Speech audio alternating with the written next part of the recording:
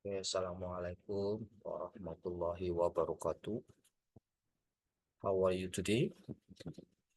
Yeah, Alhamdulillah, everybody is fine today. Okay, before we start for our discussion today, let's pray the first Fatiha.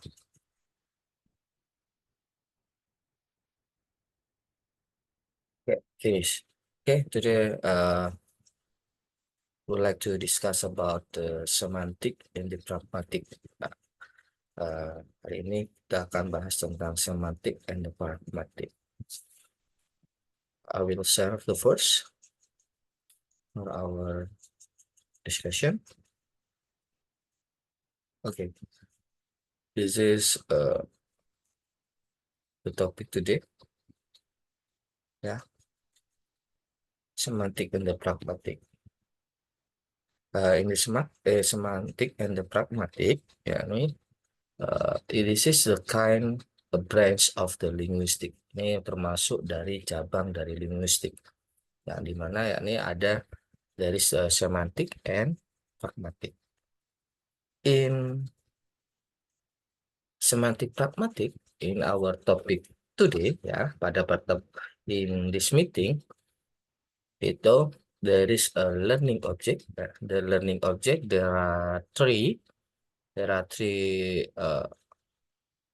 learning object. And the first is distinct deixis, reverence, in reverence, and anaphor. The second is explain presupposition, and speed age, and the last differential negative and positive phase in semantic and the pragmatic. Okay.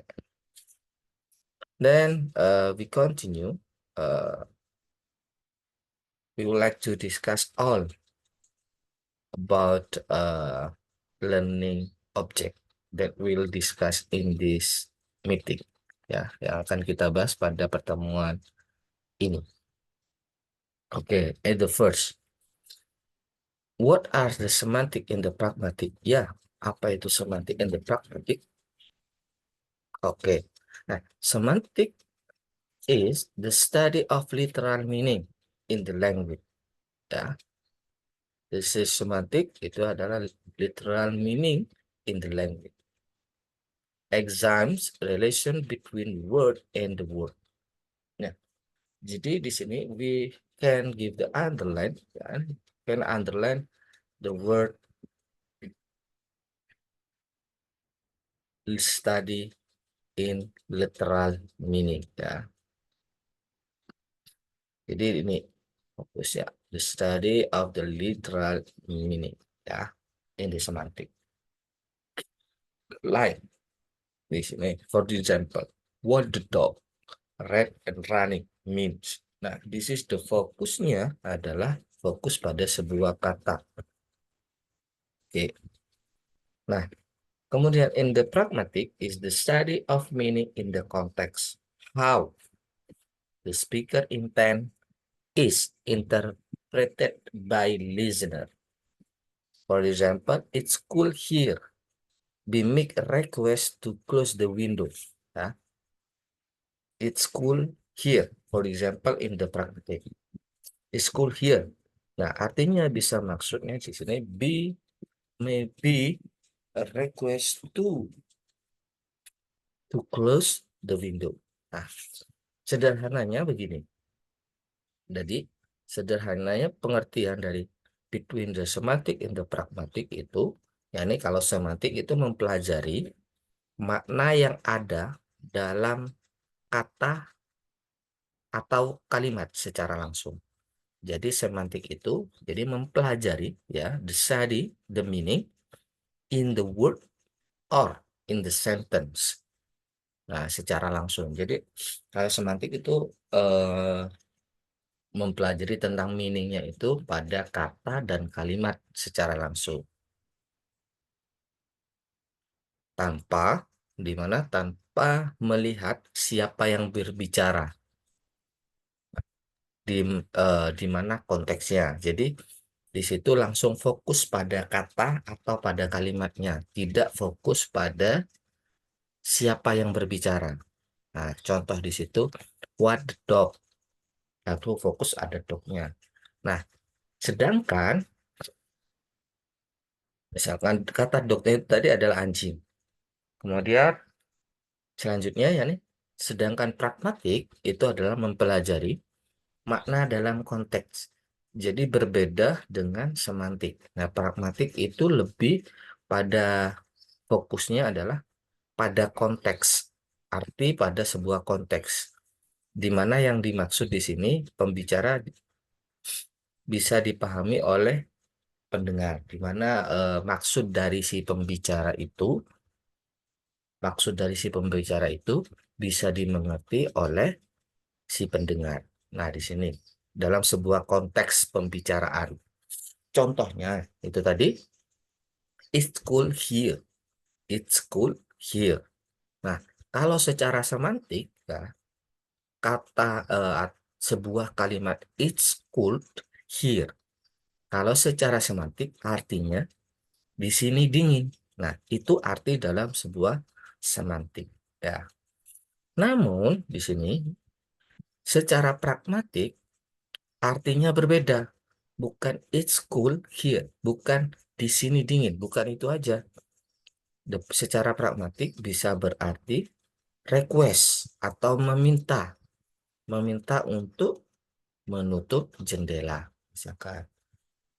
Jadi itu it's cool here. Nah, artinya kan maksud dari kalimat tersebut adalah meminta seseorang atau meminta us the listener untuk melakukan sesuatu. Itu adalah yang dimaksud dalam semantik. Jadi di sini bisa disimpulkan bahwa semantik fokus pada makna kata. Jadi semantik fokus in word, ya. Sedangkan pragmatik fokus pada maksud dari penutur. Jadi semantik itu lebih pada makna pada sebuah kata, sedangkan pragmatik fokusnya pada maksud. Jadi maksud dari si penutur atau speaker. Gitu. Oke, in the next. Nah, in the next, yakni ada namanya deixis.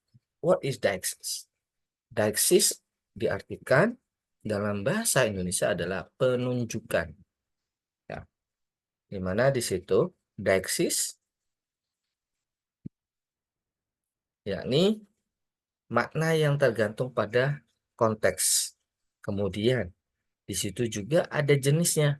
Jenisnya adalah person, spatial deixis, and temporal deixis. Nah, di sini.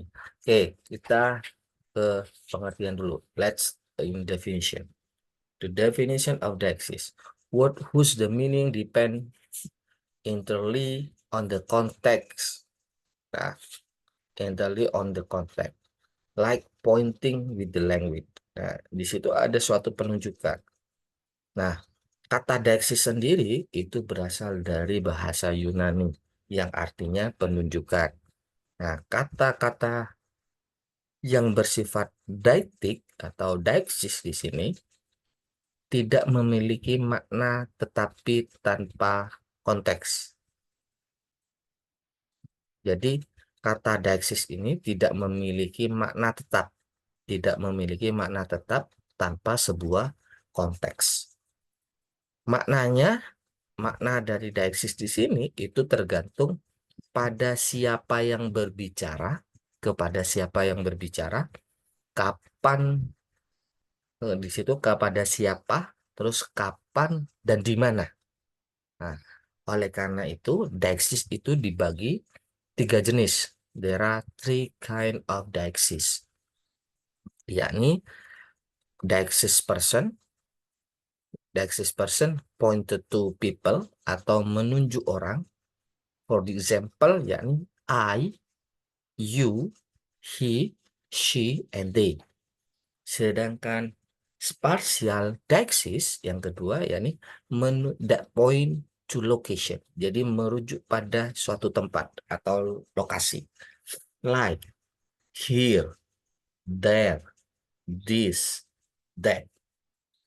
Kemudian temporal deixis is point to time, yakni menunjuk pada waktu, suatu waktu, menunjuk pada waktu. Like, contohnya ada now, then, yesterday, and tomorrow. Nah, for example ini ada sebuah kalimat.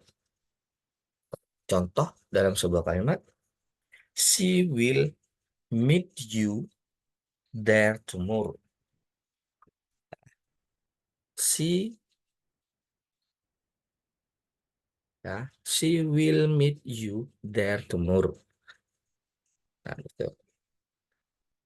Dan pada sebuah kalimat ini bisa dimengerti kalau kita tahu siapa dia, ya. Kalimat she will you there tomorrow. Kita akan tahu jika, nah di situ tahu siapa dia, kemudian di mana dan kapan waktunya. Nah, oleh karena itu di sini jadi deixis itu membantu kita menghubungkan kata dengan situasi nyata. Jadi penggunaan deixis dalam sebuah kalimat she will you there tomorrow itu yakni help us to connect to word in real situation. Nah, di situ. Di sini. Kemudian di sini tanpa konteks, without the context. We don't know who.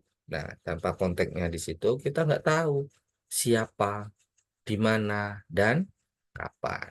Nah, di sini ada kata she, kemudian you, there, and tomorrow itu masuk dari kategori deixis. Nah, di sini masuk kategori deixis. If deixis C itu masuk kategori deixis person.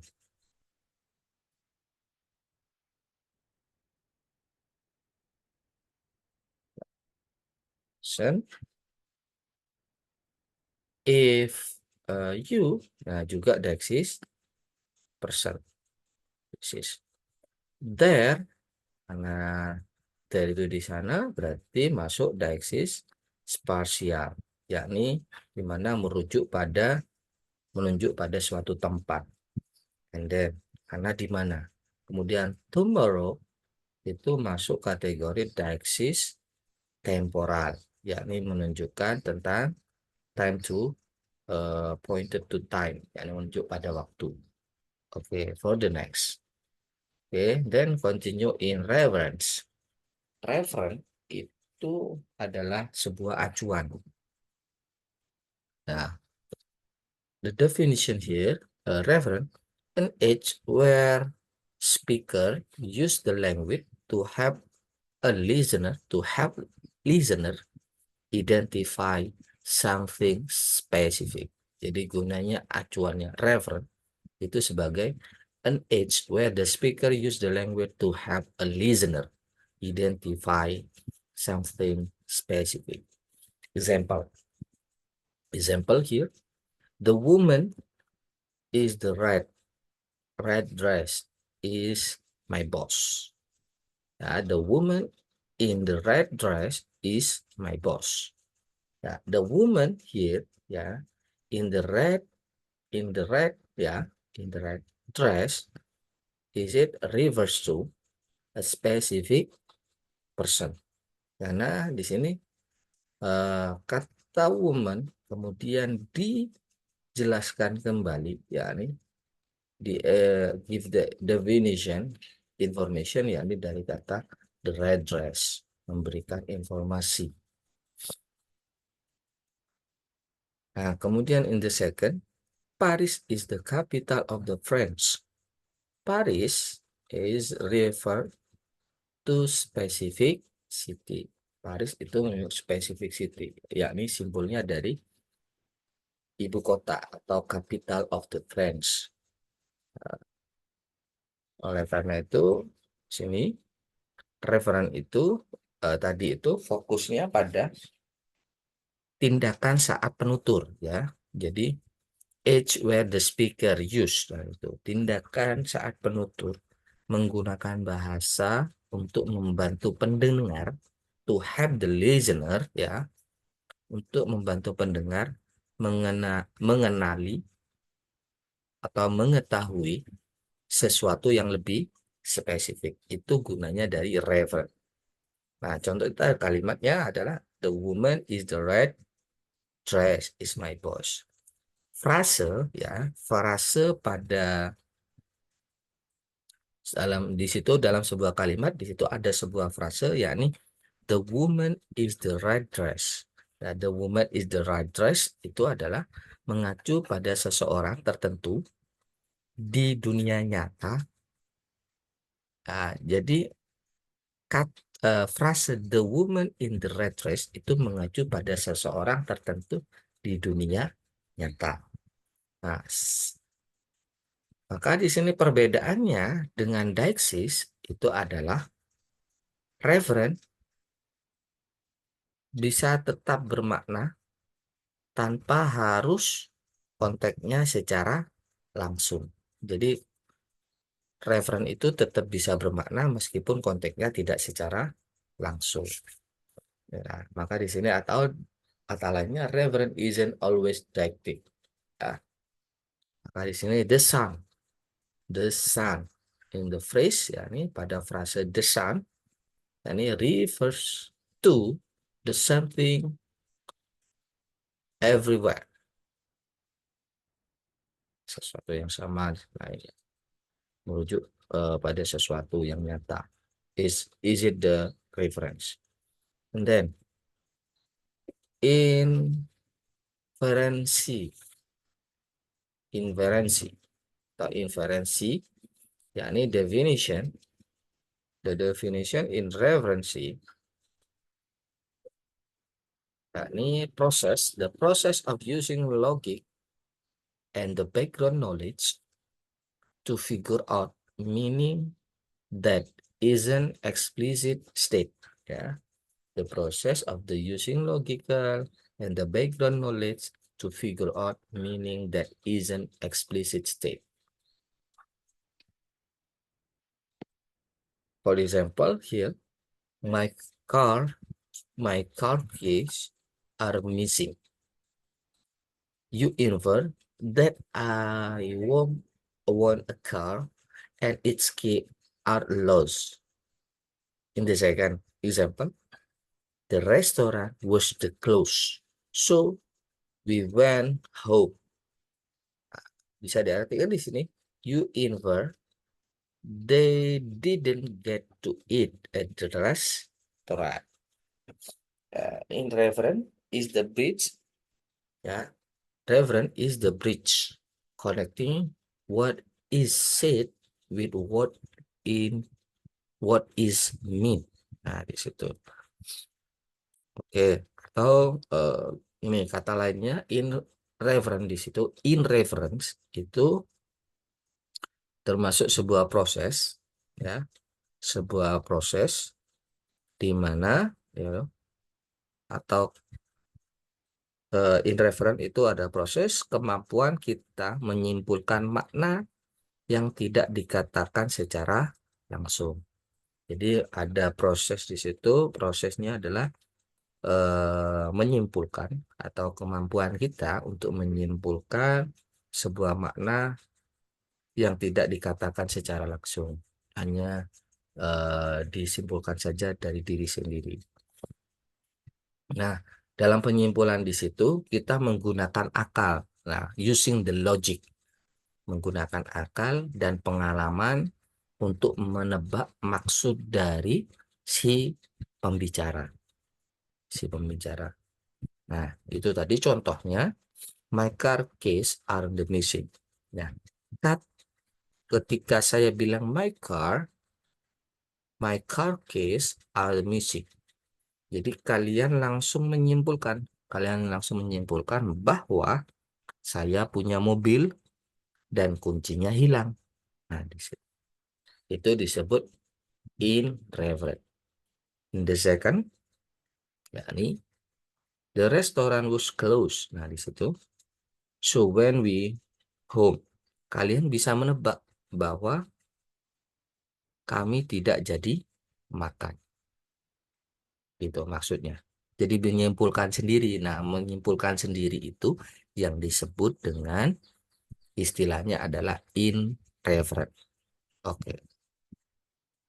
Nah, selain itu juga referent itu adalah jembatan antara kata-kata yang diucapkan dan makna yang sebenarnya dimaksud.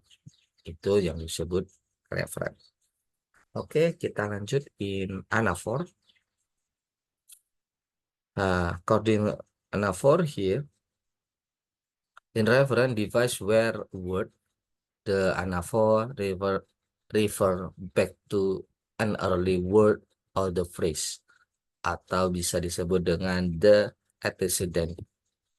Nah, strukturnya there is the antecedent and anaphor. Example, Sarah is very busy. She can be rises. Nah, oke, kita ulang jelasin bahwa di sini anaphor.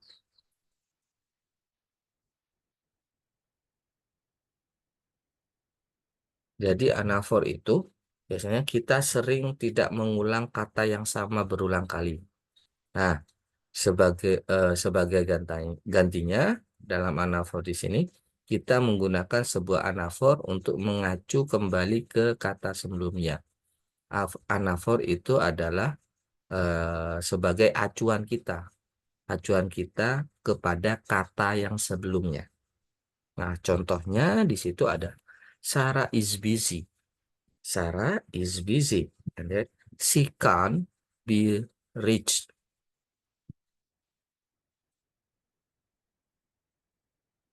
She can't be reached. Kata she, nah di situ kata she, ya. Di sini kata she, ya. Kata she di sini, she ini ya, yakni mengacu pada siapa di sini? Refers to siapa? Yakni mengacu pada Sarah. Ya, kata si itu mengacu pada Sarah. Nah, begitu juga pada kalimat yang kedua, yakni I book a book, but it was boring. Nah, kata it, nah di situ kata it, nah kata it di sini, kata it itu mengacu pada sebuah buku. Nah, it-nya adalah mengacu kepada buku. Jadi, anafor di sini membuat kalimat lebih efisien dan alami. Rujukan. Nah, kata antecedent itu ya sebagai rujukannya atau sebagai acuannya di sini itu adalah Sarah. Istilahnya antecedent. Nah, sedangkan anafor ini satu yang mengacu, acuan. Nah, acuannya. Maka di sini ada istilah antecedent dan anafor. Rumus dalam anafor. Istilahnya dalam anafor. Rujukan atau acuan. Jadi kelihatannya lebih efisien. Jadi membuat kalimat jadi efisien. Kalau ditulis lagi, Sarah is very busy. Sarah kan, nah, jadi tidak lebih efisien. Supaya anafor ini digunakan sebagai membantu sebuah kalimat menjadi efisien dan alami. And then difference, yakni ada perbedaan deixis, referent, inference, and anaphor. Deixis functionnya, function of the deixis is pointing, contact, dependent, like this, take this there. Nah, take this there. Contohnya di situ ada take this there. Nah, di sini ada kata this, kemudian ada there. Ini merujuk pada sebuah tadi menunjuk pada pointed the place ya, tempat. Kemudian menunjuk. Kemudian reference. Nah, reference itu identify identity untuk menunjukkan lebih lengkap the black card chart, mengidentifikasi. Kemudian in reference deriving the meaning. The function is deriving meaning. For example, he turned on the fax inference wash hand. Nah, if anaphor referring back, Tom was hungry, he found food. Nah, itu sebagai contoh dari anaphor. Okay, and then presupposition. Presupposition yakni adalah a background assumption ya, background assumption take for granted to make an pattern meaningful ya. Kata kuncinya di sini yakni remain truth even when the sentence is negated or negation test. Itu is presupposition. Jadi atau kata lainnya presupposition itu adalah asumsi yang tersembunyi. Jadi ada asumsi anggapan ya. Presupposition itu adalah asumsi yang sembunyi, di mana yang diperlukan agar kalimat itu bisa dimengerti. Nah, asumsi ini tetap berlaku walaupun kalimatnya dibalik atau disangkal. Contohnya di situ, your brother is sick. Itu presuppositionnya adalah mengandaikan, andai. You have a brother. Berandai-andainya atau presuppositionnya menganggap bahwa kamu mempunyai saudara laki-laki. Kalau negation testnya adalah your brother is not sick. Your brother is not sick. Presuppositionnya having a brother. Di remind the truth. Anggapannya kan tetap beranggapan bahwa punya adik. Tapi di situ negationnya adalah your brother is not sick. Nah, kemudian next, when did you stop smoking? When? Jadi kapan kamu berhenti merokok? Anggapannya you used to smoke. Jadi kapan bahwa kamu sedang merokok. Oke. And then next konteks yakni fokusnya ada in speed age. Speed age yakni what is the speed age? Speed age is action performed through the utterance. Action performed through the utterance. Dan we don't just speak, we do think with word. Jadi we don't just speak, we do think with word. Nah, in speech there are 3 level of the speech.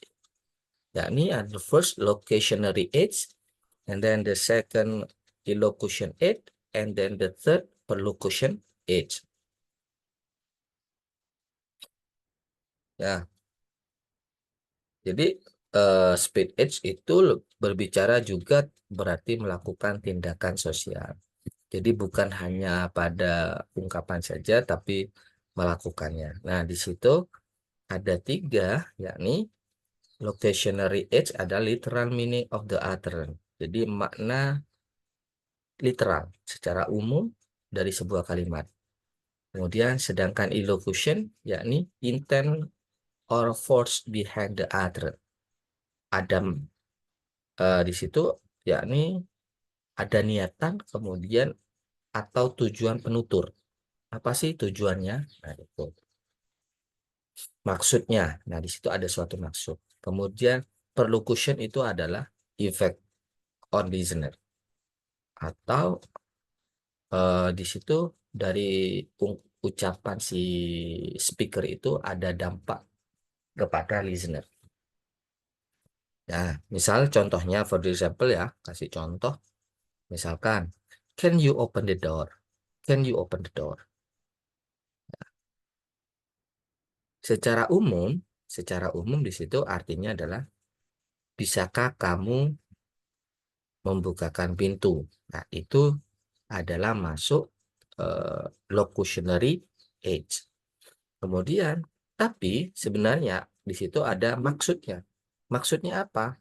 Meminta meminta tolong untuk membukakan pintu. Nah, maksud tersebut itu disebut dengan illocution age.